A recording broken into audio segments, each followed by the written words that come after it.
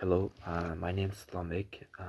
I'm from Uzbekistan and I study foreign language and literature at the National University of Uzbekistan.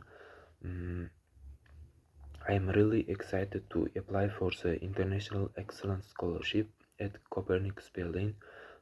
For me, volunteering means sharing, learning, and growing together. It's about contributing to a community. mm, while also developing new perspectives and skills through helping others. I'm definitely ready for daily volunteering because I enjoy staying active and involved. I believe that teamwork, communication, and responsibility are key to making every project successful.